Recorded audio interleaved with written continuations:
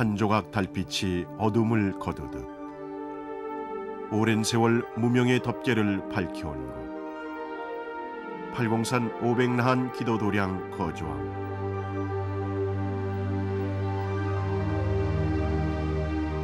천갈래 만갈래로 피어나는 망상과 번뇌 그 막막한 길에 참사람 되는 이치를 우뚝 새겨두었다.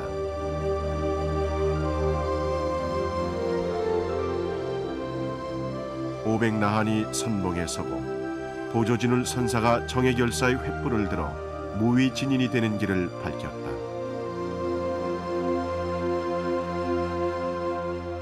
결사의 도량이며 승보사찰의 본향인 거주함. 옛 조사선사가 전하는 법향이 있어 거주함은 지금도 어버이처럼 스승처럼 누구라도 기꺼이 반겨 정진케 하는 것이다.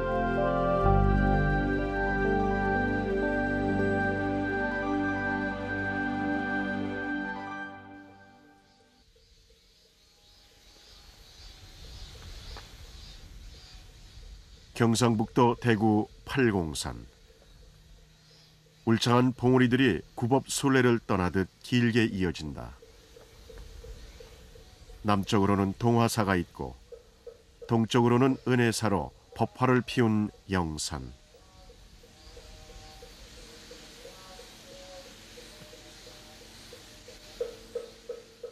그 동쪽 산깃을 편편한 외딴마루에 오백나한 기도도량 거주함이 있다.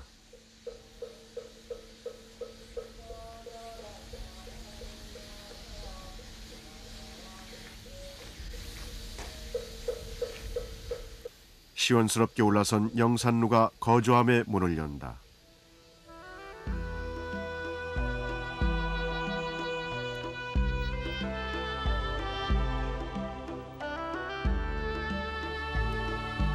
오랜 세월 거주함이 전하는 법음을 따라 울고 웃는 수많은 이들이 마음의 빗장을 열기도 하고 마음의 고삐를 다잡기도 했을 것이다.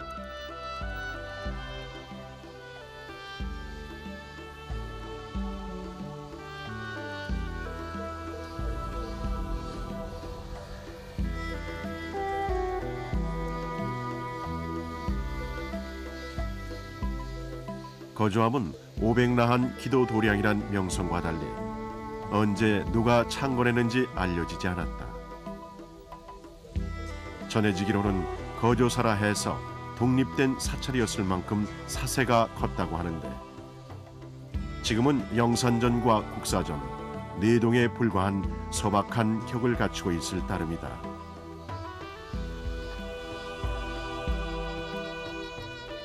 그러나 거주함에는 한국 불교사에서 결코 간과할 수 없는 역사와 정신이 배어있다.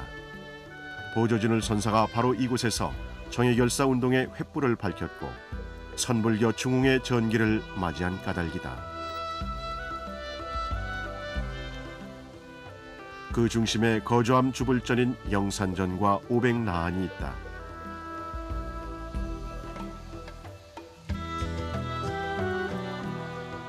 돌기단 위에 올려진 나무와 흙이 조화를 이루어 집을 만들었고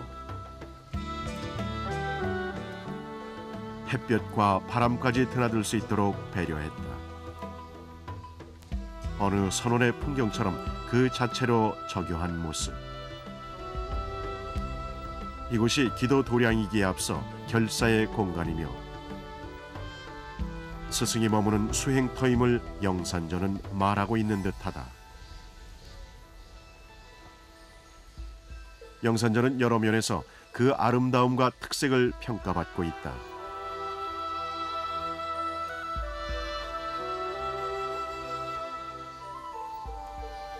정면 7칸, 측면 3칸으로 정면이 긴 데 반에 측면은 짧고 그 외형도 크게 따로 장엄하지 않았다.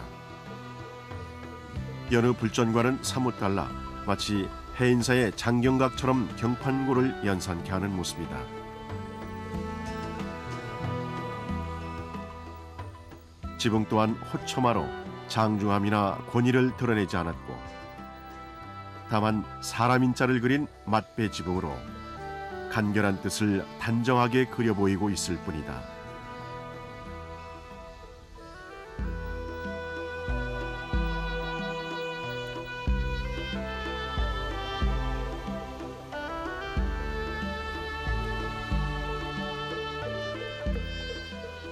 영산전은 일부러 만든 아름다움과는 거리가 멀다.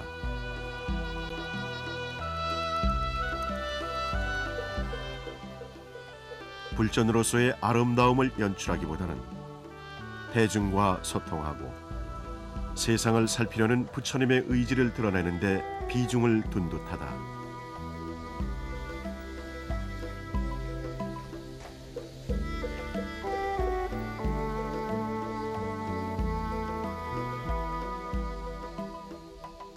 그 열린 창으로 드나드는 것이 어찌 바람과 햇볕만이겠는가. 있음과 없음, 실체와 허공이 대립하지 않고 서로 분리되지 않고 하나 되는 그 이치를 영산전은 오랜 세월 말없이 그대로 보여주는 듯하다.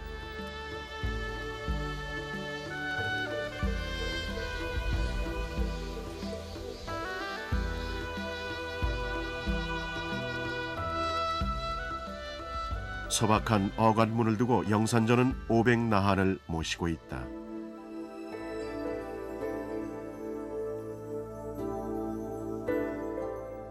안팎이 서로 다르지 않은 모습, 마치 강당처럼 통간으로 구성되어 있고 이중 배열로 태들보가 널찍하게 지붕을 받치고 있다.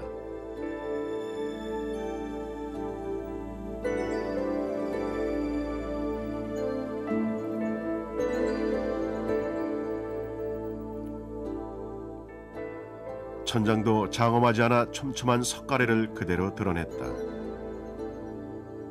넓고 높은 굵직한 선들이 교차하며 대중과 나한의 마음은 그렇게 전해지고 소통됐을 것이다. 꾸미지 않았으나 담대해 보이고 꾸미지 않아서 그대로인 그 여효함이 그 무엇보다 화려하고 장엄하다.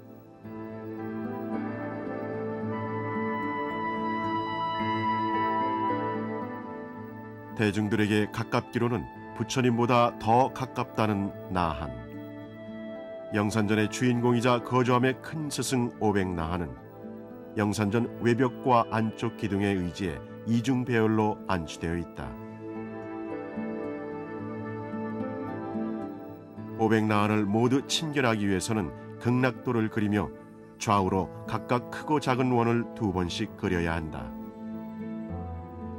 전해지기로는 거주함에 처음 500나한을 모실 때 500나한이 신통력으로 스스로 제자리를 찾아 앉았는데 그 구도가 절로 극락도를 이루었다고 한다.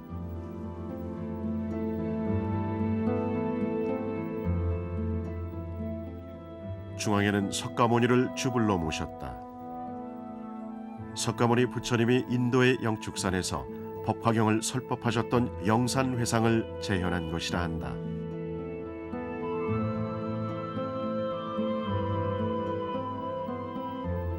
주불전을 나한전이나 대웅전이 아닌 영산전이라 이름한 것도 그러한 까닭이다. 당시 영산회상에 자리를 했던 10대 제자와 16분의 아라한, 그리고 500명의 제자가 이곳 영산전에 526분의 나한으로 안치되어 있는 것이다. 500나한은 저마다 다른 모습을 취하고 있다.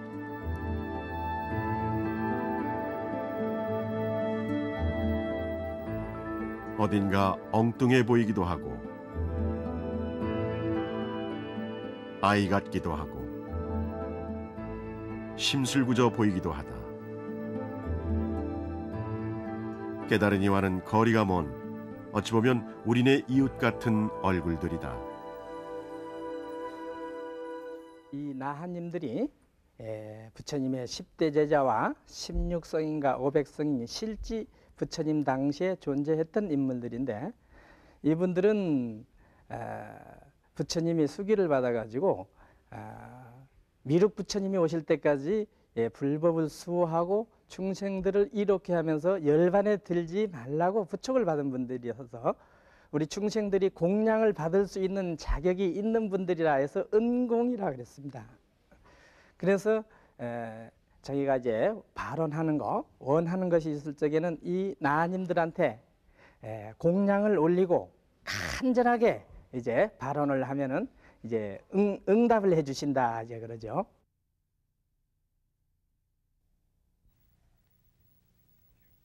누구의 말이라도 가벼이 듣지 않고 답을 주었던 나한. 사람들은 그래서 옛부터 근심이 있으면 나한을 찾아가 답을 청했고 나한은 그 이상을 베풀어 주었다고 한다.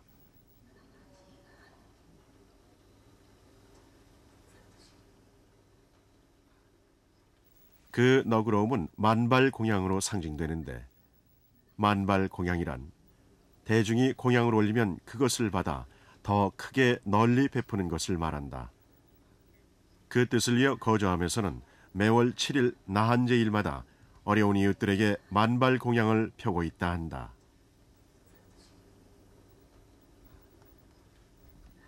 거저함의 나한상은 화강암으로 만든 것인데 청화화상이 신통령으로 단 하루 만에 조성한 것이라 전해진다. 그리고 거저함 500나한은 저마다의 이름도 지니고 있다.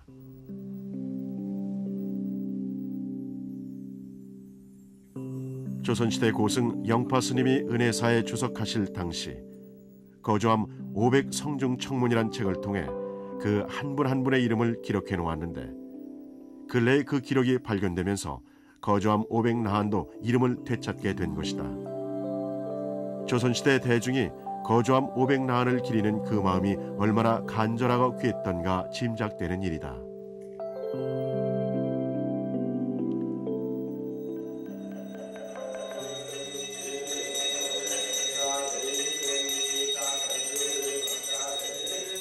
그 뜻을 새기듯 거저함에서는 이후 사시 예불마다 500나한을 청하는 의식이 행해지고 있다.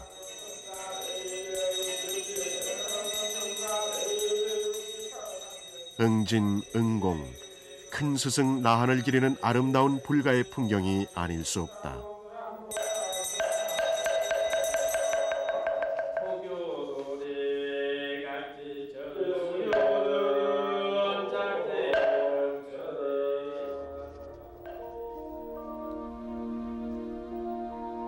영산전 앞마당에 신라의 석탑 하나가 서 있다.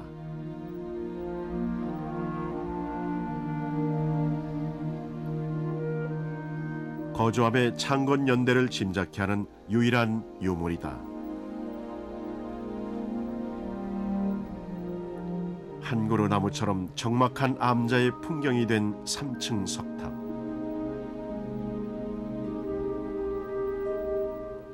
이 도량을 찾았던 이들의 기도와 정진의 기록이 달아진 자리마다 새겨져 있는 듯하다.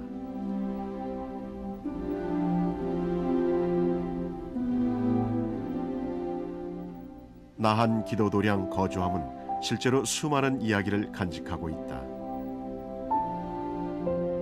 지성으로 기도하면 3일 만에 답을 얻는다는 소라 같은 이야기들이 무성하고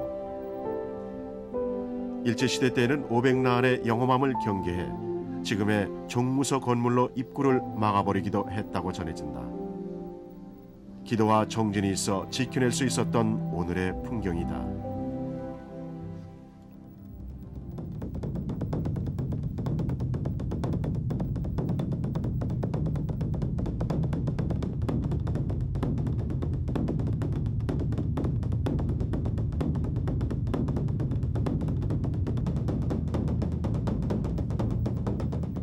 마음 심자를 그려 법고를 울리듯 거저함은 또 한 번 세상을 향해 새로운 길을 제시했다.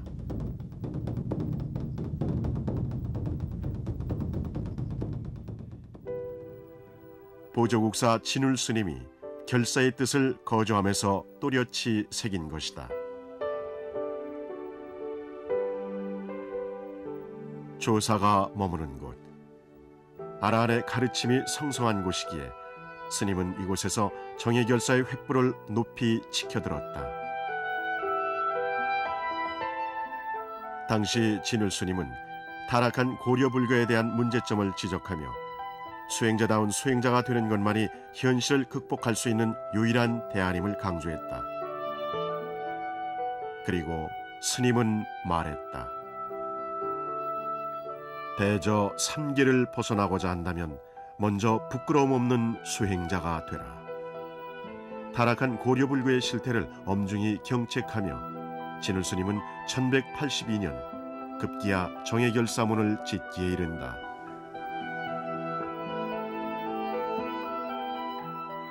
깨침의 길을 가라.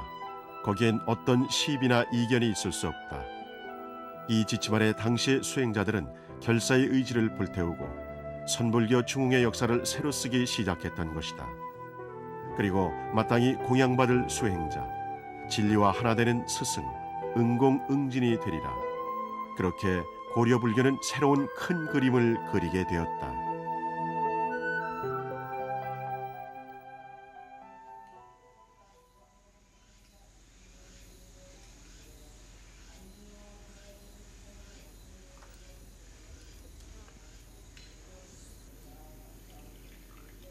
물의 인연과 차의 인연이 만나 차맛을 내듯 거주하면서는 기도의 마음과 정진의 마음이 만나 새로운 인연을 빚어낸다.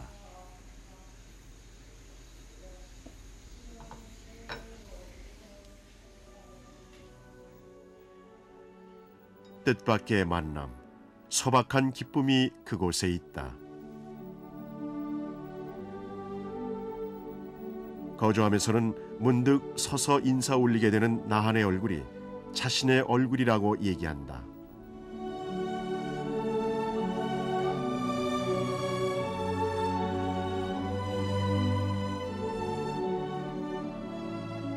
새로운 나와의 만남, 그것만큼 설레이는 것이 어디 있을까?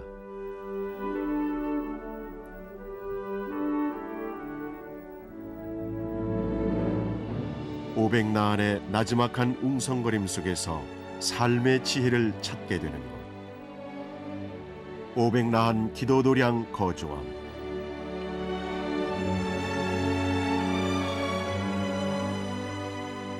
편안한 얼굴, 이웃의 얼굴로 깨침의 길이 그리 멀지만은 않다고 거주함은 그렇게 말하고 있는 듯하다.